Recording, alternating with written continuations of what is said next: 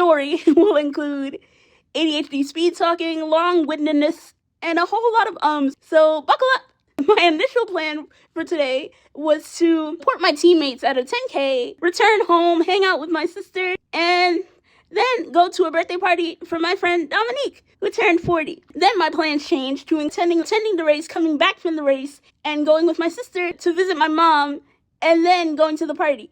And then today, I wake up at 5 a.m. after going to sleep at 4 a.m. because my sister got to my house at around 2 a.m. from her Amtrak train, and we wanted to stay up and have sister chat. So I wake up at 5 a.m., and I'm very itchy, and my stomach is upset, and I ultimately decide to cancel my assessor ride so I can take Benadryl and figure out why I'm so itchy, and also deal with the upset stomach, right? I'm not able to make it to the race to support my teammates, but I'm still available via phone to answer their questions and stuff. And then once everything is done with the race logistics, I end up falling asleep.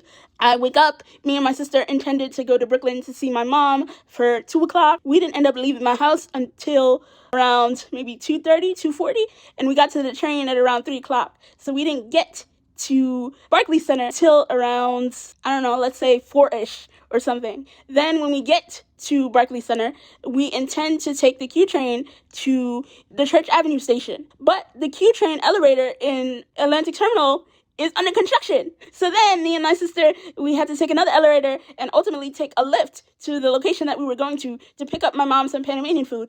And while we're waiting for the lift, it starts to rain. Neither me or my sister were prepared for that. I have on a pea coat that closes, but doesn't necessarily provide much coverage for the rain. Then we end up in the Uber. My sister adds the stop so we can pick up the food. We end up at my mom's house.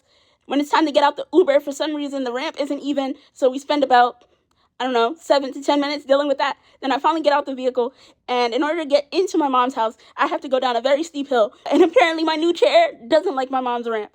But I made it down the ramp, and I made it to my mom's house, and I waved hello and said hi and said I love you, and then turned back around to hop in the Uber again because I was late to my friend's party. And then I get to where I'm going, and I'm definitely good at celebrating the people that I love and appreciate all the time, but especially on their birthdays. But what I'm not good at is being in intimate spaces with quite a few people. For some reason, that triggers my anxiety and makes me feel overwhelmed and overstimulated. So after I was able to take a photo with the beautiful birthday girl, I decided that I was going to depart from the party instead of wait for my assessor ride that was going to pick me up at around now, right?